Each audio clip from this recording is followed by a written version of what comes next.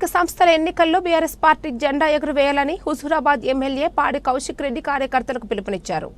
ఇల్లందుకుంట మండల ముఖ్య కార్యకర్తలకు సమావేశంలో హుజూరాబాద్ ఎమ్మెల్యే పాడి కౌశిక్ రెడ్డి ముఖ్య అతిథిగా పాల్గొన్నారు. ఈ సందర్భంగా ఆయన మాట్లాడుతూ ఈ నెల 27న బీఆర్ఎస్ పార్టీ రజతోత్సవ సభ సందర్భంగా కార్యకర్తలు అభిమానులు అధిక సంఖ్యలో తరలి రావాలని పిలుపునిచ్చారు.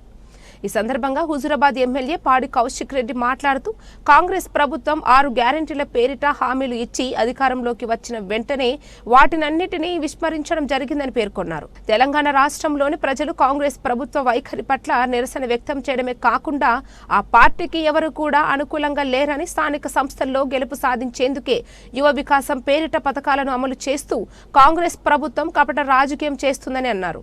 ప్రతి గ్రామ పంచాయతీలోని బీఆర్ఎస్ పార్టీ జెండాను ఎగరవేద్దామని ప్రజలందరూ కేసీఆర్ వైపే చూస్తున్నారని, రానున్న రోజుల్లో మన ప్రభుత్వమే తెలంగాణలో ఉంటుందని ఆశాభావం వ్యక్తం చేశారు. ప్రతి ఒక్క కార్యకర్త కాంగ్రెస్ చేస్తున్న మోసాలను ఇంటింటికి తెలియజేయాల్సిన అవసరం ఎంతైనా ఉందని అన్నారు. ఈ కార్యక్రమంలో PACS vice chairman Kandala Komurelli, మాజీ జెడ్పీ చైర్పర్సన్ కనుమల్ల విజయ్ గణపతి, మాజీ వైస్ ఎంపీపీ చుక్క రంజిత్, మాజీ సర్పంచులు కల్లల రాజిరెడ్డి, కంది దిలీప్ రెడ్డి, తిప్పరపోయిన మొగిలి, పుట్టరాజు, తిరుపతి రెడ్డి, అశోక్, శ్రీనివాసరెడ్డి, రాకేష్ వీరస్వామి, సతీష్, నాగేంద్రతో పాటు తదితరులు పాల్గొన్నారు. మళ్ళా సర్పంచ్ ఎలక్షన్లు పెడతామని మనం లొల్లి పెడితే సర్పంచ్ ఎలక్షన్ల మైనస్ అవుతుందని ఆర్డర్ కాపీ ఇస్తారు. ఇవాళ దాకా ఆర్డర్ కాపీ ఇచ్చి మళ్ళీ దానికి ఊసే ఉండదు. మళ్ళీ ఇంకొకటి పెట్టిరు ఏదో పథకం. ఆ పథకం ఏది? అంబేద్కర్ అభయాస్తమని పెట్టిర్రు. మళ్ళీ తర్వాత రాజీవ్ యువ వికాసం అనేది పెట్టిర్రు. ఇవన్నీ తుఫేలు, అంతా ఉత్తదే. ఇదంతా నేను చెప్తున్నా, అంతా ఉత్తదే. వాళ్ళు లోకల్ బాడీ ఎలక్షన్ల కోసం పెట్టి మీరు ఓట్లు వేస్తే నువ్వు అప్లికేషన్ పెట్టుకున్నావు కదా అశోక్, వింటాను నాకు ఓటు వేస్తేనే నీకు వస్తుంది కూడా రాదు. వాళ్ళు ఇళ్ళల్లో కూడా ఇల్లు మేమే ఇప్పిస్తామని విర్రబీగుతూ ఉన్నారు కాంగ్రెస్ వాళ్ళు. మీకు అందరికీ చెప్తున్నా, ఇళ్ళ కమిటీ చైర్మన్కి ఎమ్మెల్యేనే మనం గీత పెడితేనే గీత వస్తుంది. ఇల్లు ఇచ్చేది సచ్చేది అది వేరే ముచ్చట. కానీ ఎప్పుడు ఇచ్చినా ఖచ్చితంగా మనం ఇస్తాం. మీరు కూడా కార్యకర్తలు ధైర్యంగా ఉండండి. తక్కువ చేస్తే నేను కోర్టుకు కూడా పోతా. అసలే కానీ మనం ఈక్వేషన్ చేస్తే చేద్దాం. రెండోది, 1 month సర్పంచ్ ఎలక్షన్లు అవుతాయి. 100కు 100% 107 గ్రామ పంచాయతీలో మనమే సర్పంచ్లు గెలుస్తాం. 60 వార్డులో మనమే కౌన్సిలర్లు గెలుస్తాం.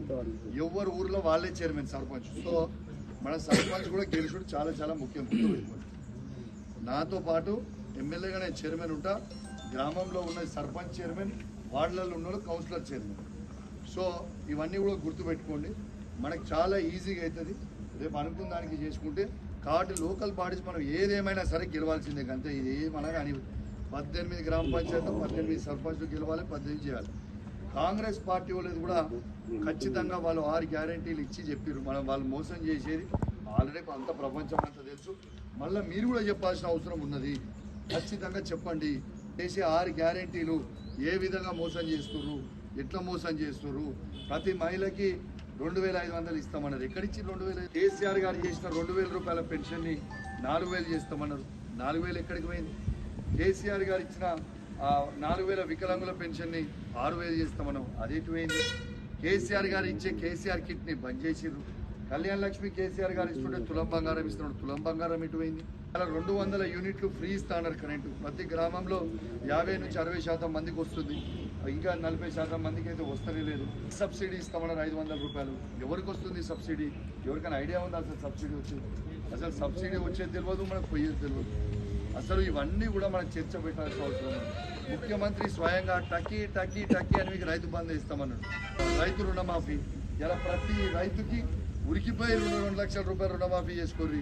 డిసెంబర్ 9 తారీఖున ఇంద్రమ్మ రాజ్యం వస్తుంది, మేము రుణమాఫీ చేస్తామని చెప్పారు. ఏడ చేసిన రుణమాఫీ? నేను అసెంబ్లీ సాక్షిగా చెప్పిన, సవాల్ విసిరిన రేవంత్ రెడ్డి గారు. ఆ రోజు సభలనే ఉన్నాడు. రేవంత్ రెడ్డి గారు సభలు ఉంటే నువ్వు రైతు రుణమాఫీ చేసినా అని చెప్తున్నావు కదా. నా హుజూరాబాద్ నియోజకవర్గంలో 107 గ్రామ పంచాయతీలు ఉంటే ఏ ఒక్క గ్రామ పంచాయతీ కానీ వచ్చి నువ్వు 100% రుణమాఫీ చేసినావు అంటే 1 నిమిషంలో నా ఎమ్మెల్యే పదవికి నేను రాజీనామా చేసిపోతా అని చెప్పిన. చెప్తే దాని గురించి స్పందన ఉండదు. నాతో పాటు కేటీఆర్ గారు, పల్లరాజేశ్వర రెడ్డి గారు ఎంతోమంది సవాల్ విసిరారు. దాన్ని ఎవరు కూడా యాక్సెప్ట్ చేసే పరిస్థితి లేదు. ఎందుకంటే అన్ని చూట, అన్ని మోసం. 49,000 కోట్లు అయితేనే మొత్తము అందరికీ రాష్ట్రంలో రుణమాఫీ అవుతుంది. వాళ్ళు చేసినామని చెప్పేది ఎంత? 20,616 కోట్లు అని చెప్తున్నారు. ఒరిజినల్గా అకౌంట్లో పట్టే 15-16 వేల కోట్ల కంటే ఎక్కువ ఉండవు, కానీ 20,000 కోట్లు అని చెప్తున్నారు.